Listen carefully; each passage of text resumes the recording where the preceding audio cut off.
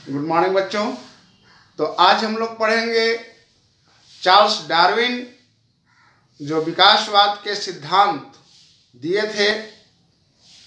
तो क्या है विकासवाद का सिद्धांत, उन्होंने क्या बताया?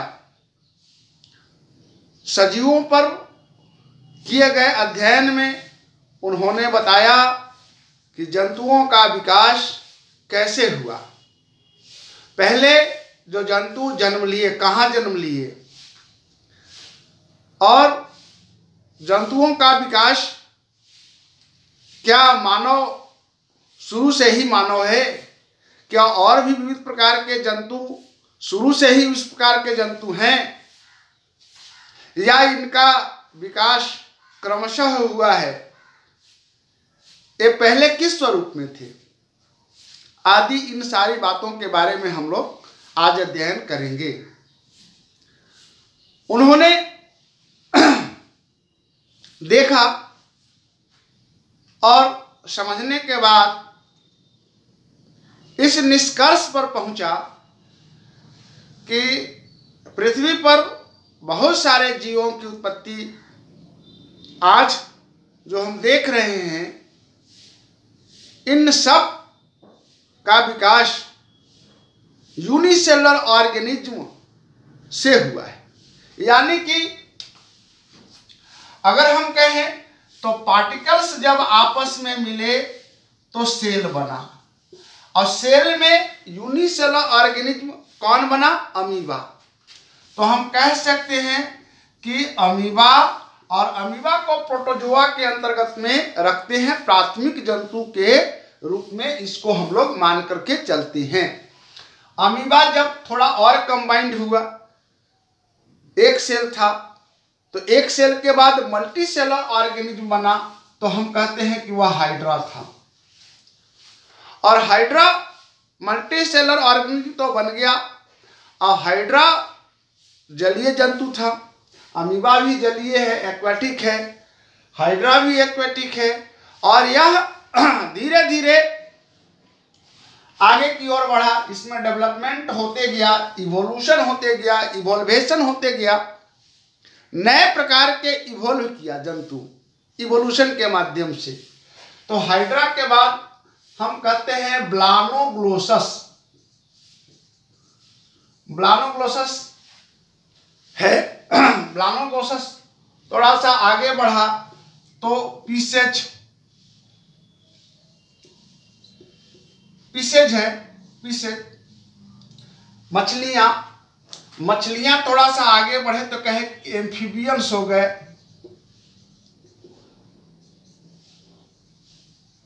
एम्फीबियंस हो गए, और एम्फीबियन से आगे अगर चलेंगे थोड़ा सा विकास हुआ। एम्फीबियन मतलब जो स्थल और वाटर, पानी दोनों में रहते हैं। इसके बाद रेप्टाइल आ गए,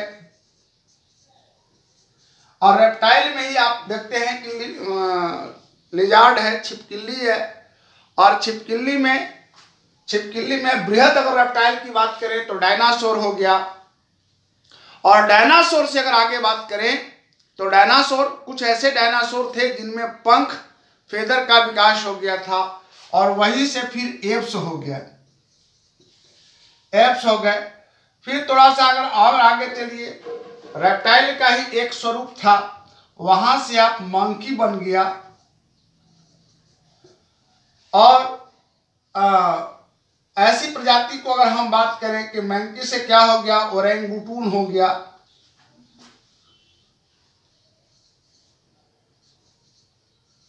ओरेंगटून हो गया। ओरेंगटून की अगर बात करें तो चिंपैंजी हो गया।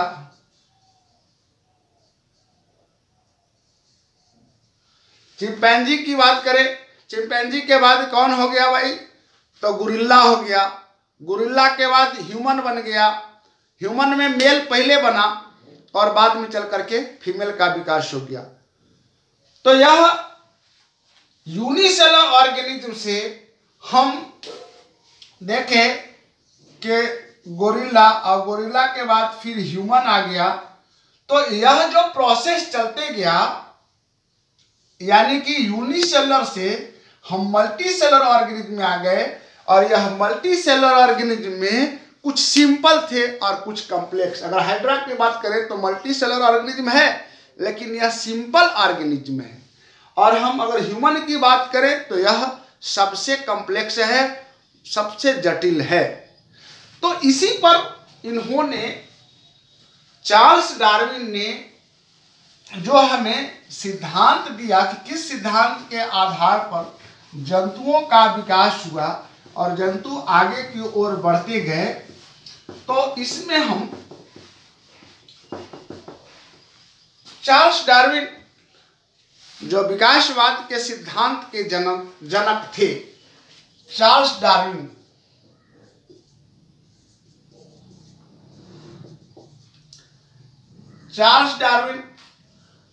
विकासवाद के सिद्धांत के जनक इनको माना जाता है।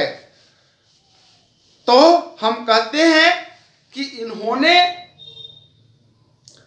जो दिया विकासवाद के सिद्धांत में, कुछ तथ्य बताए, कुछ पॉइंट बताए।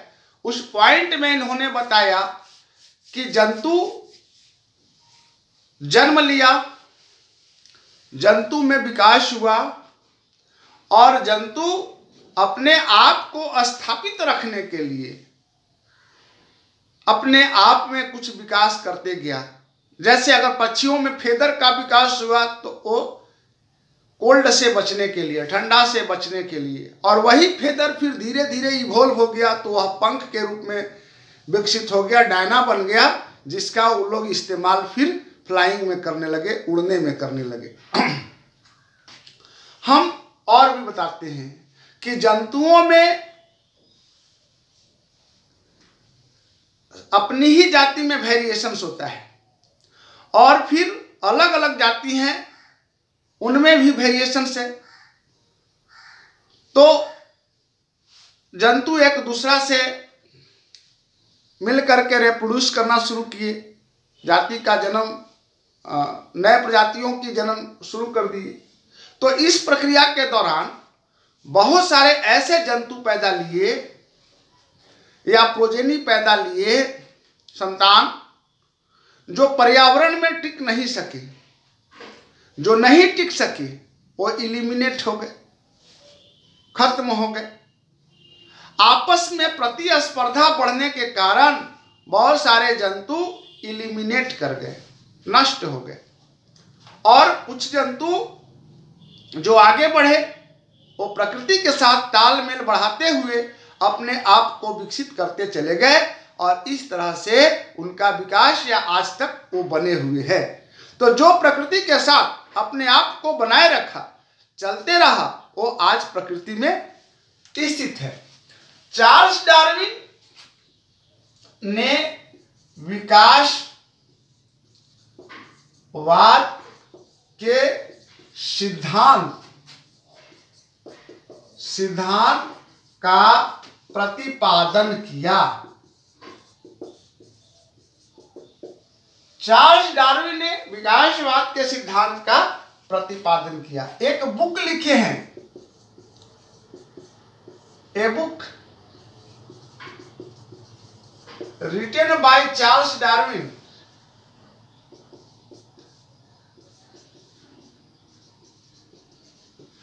इज, नाम है origin of species. Charles Darwin ने एक बुक लिखा, उस बुक का नाम है ओरिजिन ऑफ स्पीशीज, और इसमें उन्होंने यही बताया कि विविध प्रजाति आपस में मिलकर के रिप्रोड्यूस करते चले, नए संतानों की उत्पत्ति किए और नए संतान फिर आगे रिप्रोड्यूस करते चले गए और इस तरह से प्रकृति में विविध प्रकार के वेरिएशन उत्पन्न हो गया और बहुत सारे प्रजातियों का जन्म हो गया। फिर उन्होंने एक चीज और बताया कि लगातार कांस्टेंट रिप्रोडक्शन हो रहा है, इसके बावजूद भी अगर पृथ्वी पर देखें तो लगभग सभी प्रजाति और पॉपुलेशन समान बना हुआ है। क्यों? क्योंकि बहुत सारे ऐसे प्रजाति हैं, कुछ नए जन्म ले रहे हैं तो कुछ इलिमिनेट भी हो रहे हैं, उनका समापन भी हो रहा है। काहे के लिए? तो फूड के लिए लड़ाई हो रहा, भोजन के लिए कमी हो रही है, उसमें आपस में झगड़ा हो रहा है और बहुत सारे जंतु मारे जा रहे हैं। फिर स्पेस के लिए जगह कम है, लड़ाई हो रही है, उसमें बहुत सारे जंतु मारे जा रहे हैं, और नए अगर जन्म ले रहे हैं तो बहुत सारे मारे भी जा रहे हैं। फिर उसके बाद अगर बात चले तो मैट के लिए भी, अपने साथी को ढूंढने के लिए भी लड़ाई होता है, और ऐसी परिस्थितियों में बहुत सारे जंतु मारे जाते हैं। तो इस तरह से हम कह सकते हैं कि प्रकृति में पॉपुलेशन कांस्टेंट लगभग बना रहता है। अब आगे हम चलते हैं कि प्रकृति में जो पॉपुलेशन कांस्टेंट बना रहता है, इसमें फूड के लिए आपस में झगड़ा, मैटिंग के लिए आपस में झगड़ा, स्पेस के लिए आपस में झगड़ा, और साथ ही साथ एक और चीज है कि अनफेवरेबल कंडीशन जब आ जाता है तो बहुत सारे जंतु अपने आप को उस, चाहे टेम्परेचर हाई हो गया, चाहे टेम्परेचर वेरी लो हो गया, या प्रेसिपिटेशन ज़्यादा हो गया, बाढ़ की स्थिति आ गई, या कुछ ऐसी प्राकृतिक आपदाएं आती हैं जिसमें बहुत सारे जंतु इलिमिनेट हो जाते हैं, समाप्त हो जाते हैं। तो ये चलते रहा। इसके बाद हम एक नए चीज पर आए कि स्पेसिएशन क्या है। स्पेसिएशन क्या है?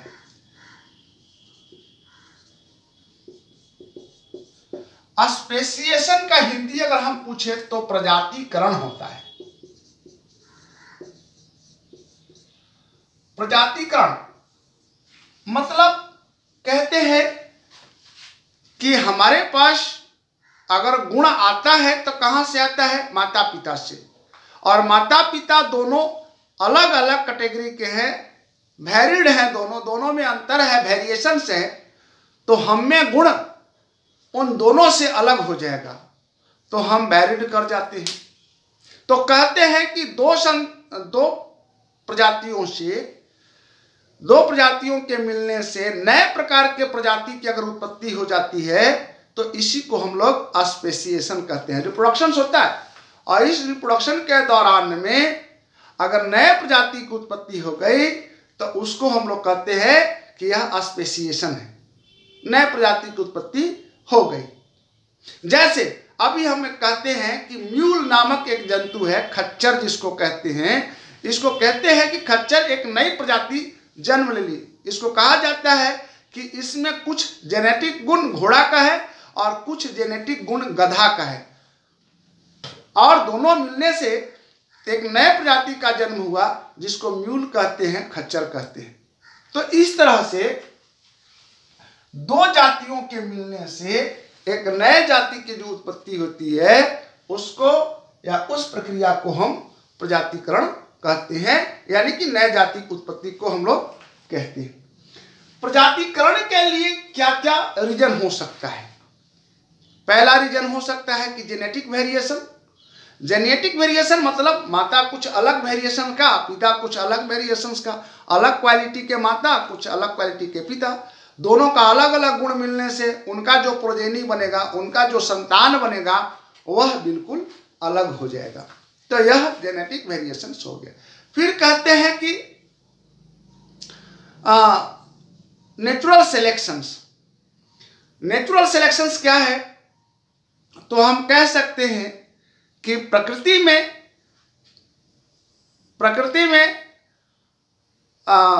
अलग अलग जंतुओं का प्रकृति के हिसाब से उनमें डेवलपमेंट होता है, उनका विकास होता है, और अलग अलग क्षेत्रों में रहने वाले लोगों का अलग अलग विकास होता है, और अगर कोई उसमें चले जाते हैं तो उनका विकास अलग तरीके से होता है। एक है जियोग्राफिकल वेरिएशंस। जियोग्राफिकल हम लोग कहते हैं आइसोलेशन। जियोग्राफिकल आइसोलेशंस क्या है? मतलब भौगोलिक अलगाव। कैसे? तो हिमालय पर्वत, मान लीजिए कि भारत और चाइना के बीच में हिमालय पर्वत है, और हिमालय पर्वत लगभग उसकी 3000 किलोमीटर लंबाई है, 2500 से ऊपर है, 3000 किलोमीटर की उसकी लंबाई है, और चौड़ाई 400 किलोमीटर की है, और ऊंचाई 8848 मीटर है। तो निश्चित तौर पर सामान्य तरीके से कोई भारत का आदमी आसानी से चाइना में नहीं जा सकता और न ही चाइना का आदमी आसान तरीके से भारत में आ सकता है। तो बहुत खरबों साल से लोग उधर रह रहे हैं और कुछ इधर रह रहे हैं। तो चाइना में रहने वाले लोगों की प्रजाति अलग विकसित हो गई और हमारे यहाँ के रहने वाले लोगों की प्रजाति अलग विकसित हो गई। ठीक उसी प्रकार से अगर अफ्रीका की बात करें तो अफ्रीका समुद्र से अलग है, ऑस्ट्रेलिया समुद्र से अलग है और निश्चित तौर पर समुद्र से तैर कर कोई आदमी या कोई जाति इधर से उधर और उधर से इधर कोई नहीं आ सकता। तो ऐसी परिणाम स्वरूप अगर बात करें तो लाखों सालों से पहले ऑस्ट्रेलिया में रहने वाले जंतु अफ्रीका में रहने वाले जंतुओं का प्रजाति अलग तरह के विकसित हो गया और शेष अलग कंट्री में रहने वाले अलग विकसित हो गए। तो इस तरह से नए प्रकार की प्रजाति का विकास हो जाता है। जैसे अफ्रीका में रहने वाले लोग अलग प्रजाति के हैं और हम लोग इंडिया में रहने वाले लोग थोड़ा अलग प्रजाति के हो गए, चाइना में रहने वाले थोड़े से अलग विकसित हो गए। तो इस तरह से हम देखते हैं कि यह ज्योग्राफिकल आइसोलेशन है, भौगोलिक अलगाव है और इससे जंतु में प्रजाति का विकास अलग तरीके से हो जाता है, ज्योग्राफिकल वेरिएशंस। अब हम आपको कहते हैं कि इवोल्यूशंस ऑफ आर्टिफिशियल सिलेक्शन ये क्या है, आर्टिफिशियल सिलेक्शन क्या है। तो आर्टिफिशियल सिलेक्शंस में आज हम क्या करते हैं कि हम नई प्रकार की गाय को डेवलप करते हैं, न्यू ब्रीड बनाते हैं। कैसे, तो जर्सी का हम अपने यहाँ के थारपारकर से, गिर से, साहिवाल से उसका क्रॉसिंग कराते हैं और नए प्रजाति जो हमारे यहाँ उत्पत्ति लेते हैं वह हमारे वातावरण में विकसित हो जाते हैं, हमारे वातावरण में रहने लगते हैं। तो कहते हैं कि उनको वह हमारे यहाँ की तापमान, हमारे यहाँ की कल्चर, हमारे यहाँ की एनवायरनमेंट में वो विकसित होने लगते हैं। तो इसको हम लोग कहते हैं कि यह आर्टिफिशियल सिलेक्शन। जैसे कुछ किसान की बात करो तो आप बाजार में जाते हो, बाजार में एक सब्जी है जिसका नाम है पत्ता गोभी, कैबेज। एक सब्जी है कॉलीफ्लावर, फूल गोभी, और एक हरा हरा फूल गोभी होता है उसको हम लोग कहते हैं ब्रोकली, और एक गोभी होता है आपका वो बॉल के जैसा गोभी है, वो बॉल के जैसा हार्ड होता है ना, हार्ड होता है। उसको हम लोग गांठ गोभी या कठ गोभी भी कहते हैं। तो ये सब के सब कहाँ से विकसित होते हैं, वाइल्ड कैबेज से विकसित होते हैं। तो वाइल्ड कैबेज था, यह मुख्य प्रजाति था। अब इससे विकसित हो गया कौन, कॉलीफ्लावर। और कौन विकसित हो गया, cabbage.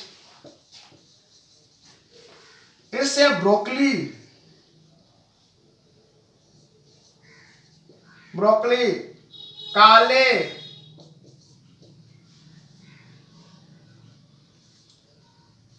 Kohla berry, cauliflower, cabbage, broccoli, काले, कोलाबेरी, यह 5 प्रकार के प्रजाति की उत्पत्ति जो हुई वह वाइल्ड कैबेज से हुई है। वाइल्ड कैबेज से कॉलीफ्लावर, कैबेज, ब्रोकली, काले और कोलाबेरी नाम का 5 सब्जियां जो विकसित हुई, बाजार में मिलता है पांचों, आप देख सकते हैं। ये पांचों सब्जियां वाइल्ड कैबेज से विकसित हुई है।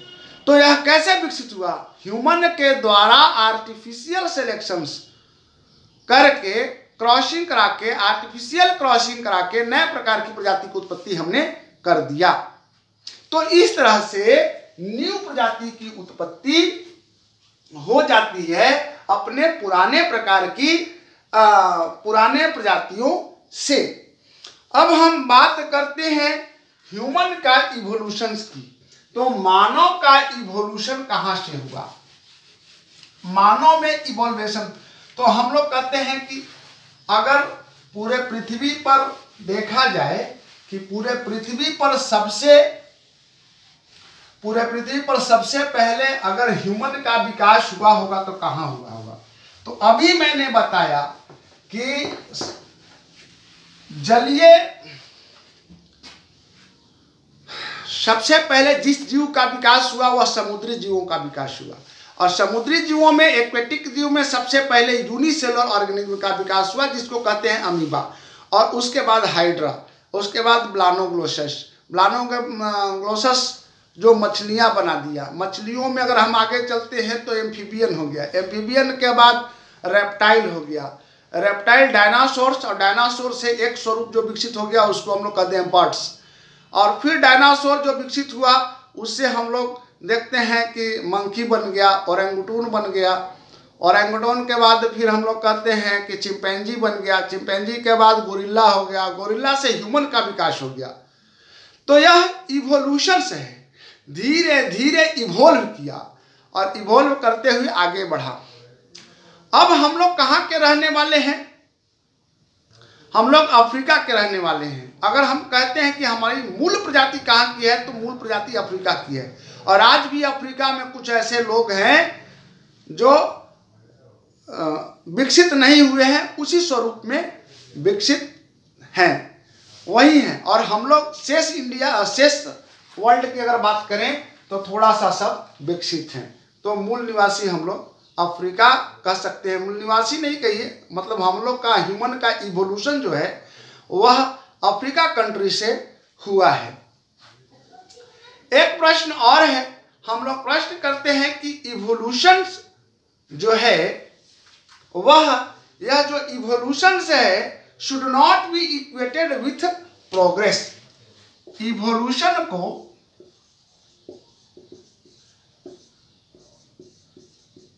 should not be equated with progress। कहते हैं कि इवोल्यूशन को क्रमशः विकास को वास्तविक विकास के समान नहीं रख सकते। कैसे? इवोल्यूशन थोड़ा सा अलग चीज है और प्रोग्रेस थोड़ा सा अलग चीज है। जैसे मान लीजिए कि हम लोग का विकास कहाँ से हुआ? अफ्रीका महादेश में, तो वहां से ह्यूमन का विकास हुआ। लेकिन ह्यूमन का विकास कहाँ से हुआ? तो सारे जंतुओं का विकास तो एक्वेटिक जंतुओं से हुआ है, और एक्वेटिक जंतु धीरे धीरे इवोल्व करते चले गए। यानी कि हम कह सकते हैं कि चिंपैंजी, ऐसे कुछ लोग कहते हैं कि हम लोग का पूर्वज कौन थे? चिंपैंजी थे या गोरिल्ला थे। नहीं, ऐसा नहीं कह सकते। हाँ, ये जरूर कह सकते हैं कि हम लोग के एंसिस्टर जो थे, पूर्वज थे, वह सेम थे। हम लोग एक ही पूर्वज के संतान भले हो सकते हैं, लेकिन ये नहीं कह सकते हैं कि हम पहले गोरिल्ला थे और गोरिल्ला से हम आज आदमी हो गए। मेरी बात को समझिए, मतलब गोरिल्ला हमारे दादा का एक दूसरा स्वरूप चला गया और हम एक दूसरे दादा के संतान हैं। एक दादा के संतान इवोल्व कर गया और एक दादा का संतान वही रह गया। तो इसको डेवलपमेंट अगर होता तो सारे के सारे एक समान तरीके से विकसित होते। और डेवलपमेंट में एक बात होता कि हम जो विकसित हो गए, हमारी पूर्वज पूर्णतः समाप्त हो गई।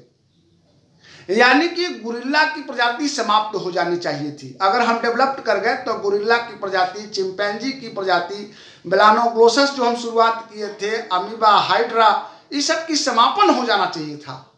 लेकिन ऐसा नहीं हुआ है ना। एक गांव में दो भाई जन्म लिए, एक भाई गांव में ही रह गया और एक भाई वहां से विकसित होकर के शहर में चला गया। गांव वाला गांव के ही व्यवस्था में जीता रह गया और शहर वाला वहां से विकसित हो गया। भारत के दिल्ली से फिर निकल करके यहाँ से चला गया चाइना, चाइना से रसिया, मॉस्को में रहने लगा। अब एक व्यक्ति यही रहने लगा, पटना में ही रहने लगा। एक भाई पटना में रहा, एक भाई मॉस्को में चला गया, वहां रहने लगा। ज्योग्राफिकल आइसोलेशन हो गया, पूरा अलग हो गया। अब लंबे समय तक, मतलब 10,000 सालों के बाद अगर देखा जाए कि पटना वाला भाई का जो कल्चर है सो और वहाँ मॉस्को वाला भाई का कल्चर है, क्या समान है? तो समानता नहीं मिलेगी, बिल्कुल भिन्नता मिलेगी। तो हम कह सकते हैं कि वह नए प्रजाति का विकास हो गया। तो इसका मतलब यह थोड़ी हुआ कि हम डेवलपमेंट में समान हैं, नहीं, इवॉल्व कर गए। एक भाई इवॉल्व कर गया, एक भाई इवॉल्व नहीं किया, एक भाई वही रह गया। इसी तरीके से हम कह सकते हैं कि उन दोनों भाइयों का एंसेस्टर, पूर्वज एक ही थे, लेकिन दोनों अलग अलग इवॉल्व किए। ठीक उसी प्रकार से हमारा चिंपैंजी का, गुरिल्ला का, ब्लानोग्लोसस का, एम्फीबियस का, रेप्टाइल का, सब का प्रजाति, सब के एंसेस्टर एक ही थे, ये कह सकते हैं। और उन्हीं एंसेस्टर से कुछ प्रजाति का तेज गति से डेवलपमेंट हो गया और कुछ प्रजाति का तेज गति से डेवलपमेंट नहीं हुआ, विकास नहीं हुआ। तो इस तरह से हम देखें कि इवोल्यूशन और प्रोग्रेस दोनों को एक साथ हम नहीं मिला सकते। इवोल्यूशन होता है क्रमशः विकास, इवोल्व कर देना, अलग हट जाना। अब हम देखते हैं, अगला है कि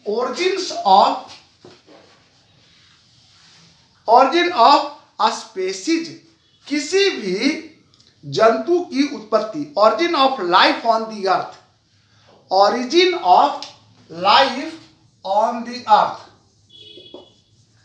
origin of life on the earth, पृथ्वी पर जीवन की उत्पत्ति।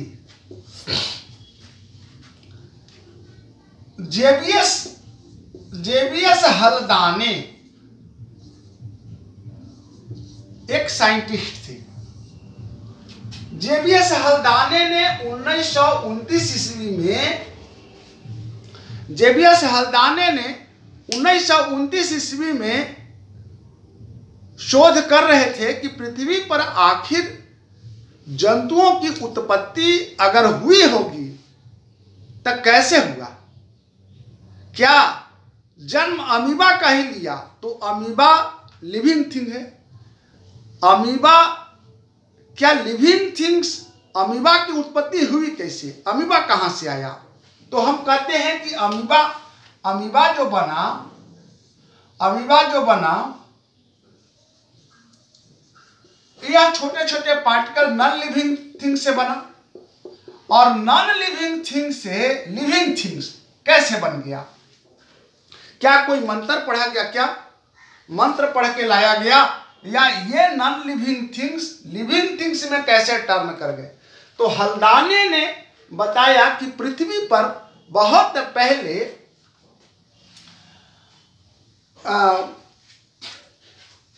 आसमान से बिजली गिरती रही है और फ्रीक्वेंट बिजली गिरती थी, इलेक्ट्रिसिटी स्पार्क हुआ करता था। और उस समय मूलतः 3 प्रकार के गैस मौजूद थे। कौन से गैस मौजूद थे? मीथेन थे। और कौन थे? तो अमोनिया था और हाइड्रोजन सल्फाइड था।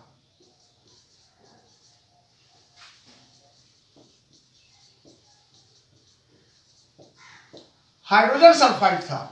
तो 3 प्रकार के मुख्यतः गैस पृथ्वी पर उस समय था, और फ्रीक्वेंट स्पार्किंग होने के कारण बिजली गिरने से, बार बार बिजली गिरने से समुद्री इलाकाओं में, पानी वाला इलाकाओं में यह जो मीथेन था, मीथेन में कार्बन का अंश होता है, CH4 इसको कहते हैं, कार्बन का अंश है।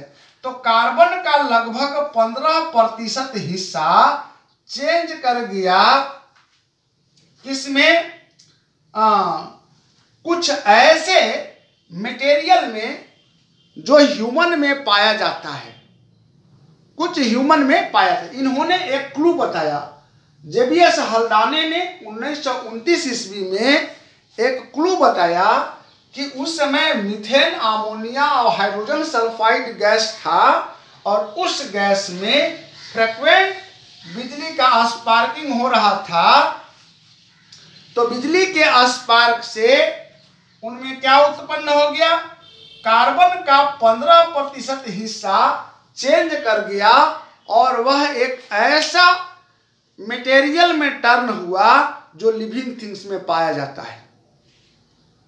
तो सजीवों में पाए जाने वाले चीज में परिवर्तित हो गया। तो यह एक बहुत बड़ा खोज था। अब इसका सत्यापन ढूंढना था। उन्होंने तो इतना बात कह करके और इतना ही खोजने के बाद वो आगे इसका खोज नहीं कर सके। जेबीएस हल्दाने के बाद इनकी बातों पर चर्चा हम लोग करते रहे कि जीवों की उत्पत्ति इनऑर्गेनिक मटेरियल से हुआ है। इनऑर्गेनिक मटेरियल ऑर्गेनिक मटेरियल में टर्न हो गया और टर्न हो करके जीवों की उत्पत्ति हो गई। फिर आगे अगर हम लोग चले तो एक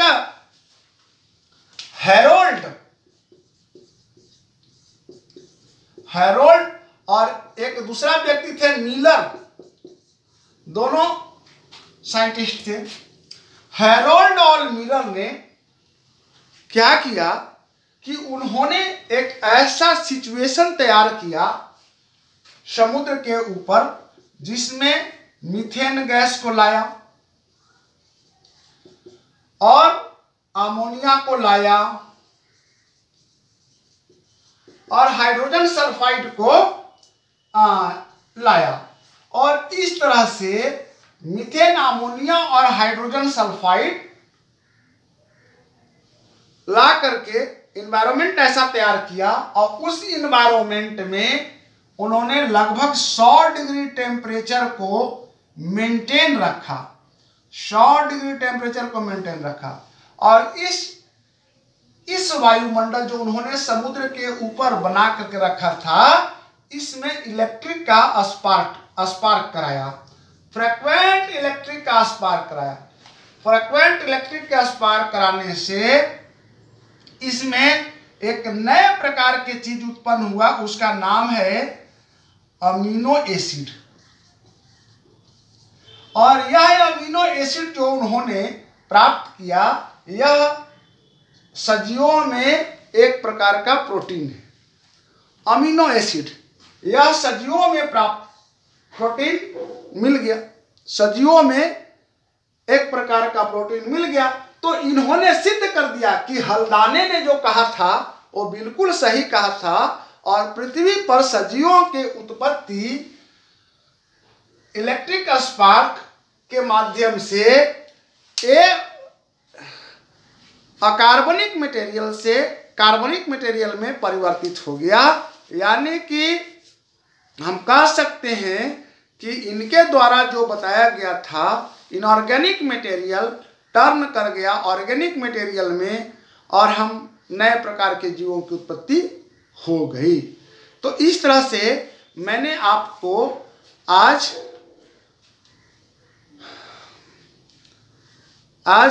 इस चैप्टर का समापन कर दिया। अब नए वीडियो में आपको बताऊंगा इन्वायरमेंट के बारे में और यह क्लास 10th बायोलॉजी का लास्ट चैप्टर होगा। तब तक के लिए धन्यवाद।